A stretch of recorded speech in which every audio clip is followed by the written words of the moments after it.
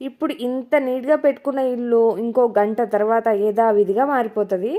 School time అయితే అవుతుంది. వీళ్ళని లేపి ఇంకా నేనైతే బ్రేక్ఫాస్ట్ రెడీ చేయాలి. ఈరోజు బ్రేక్ఫాస్ట్ వచ్చేసి దోశ చేస్తున్నా. దోశ చేయడం నేను మర్చిపోయినా, మా పిల్లలకి వాళ్ళ ఫ్రెండ్స్ గుర్తు చేస్తూ ఉంటారంట, దోశ ఎప్పుడు తీసుకొస్తావు, దోశ ఎప్పుడు తీసుకొస్తావు అని.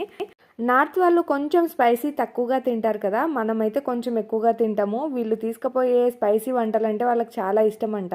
రిక్వెస్ట్ చేసి మరీ తింటూ ఉంటారంట. ప్లెయిన్ దోశ కాకుండా నేను ఇలా అయితే చేస్తాను. ఈ దోశ రెసిపీ వచ్చేసి శాంతి అక్కది. ప్లెయిన్ దోశ మీద ఇలా స్టఫ్ చేసుకున్నామంటే చాలా టేస్టీగా ఉంటుంది. వీళ్ళకు ఫ్రూట్స్ బ్రేక్ కూడా ఉంటుంది. స్కూల్ ఉన్నప్పుడే మేలు, కొంచెం బాగా తింటారు. ఇంట్లో ఉంటే అస్సలు తినరు. వీళ్ళు వెళ్ళే స్కూల్లో 2 జడలు అయితే కంపల్సరీ. ఇంకా నయం రిబ్బన్లు అయితే పెట్టలేదు. వీళ్ళు హెయిర్ కట్ చేసుకుంటూ ఉంటారు కదా, రిబ్బన్లు పెట్టడం చాలా ఇబ్బంది అయిపోతుంది. వీళ్ళిద్దరి స్కూల్ టైమింగ్స్ కూడా వేరువేరుగా ఉంటాయి. ఒకరు స్కూల్కి వెళ్ళిన తర్వాత ఇంకొకరు లేచి ఫ్రెష్ అవుతారు. ఓకే, వీడియో నచ్చితే లైక్, షేర్, సబ్స్క్రైబ్. బాయ్.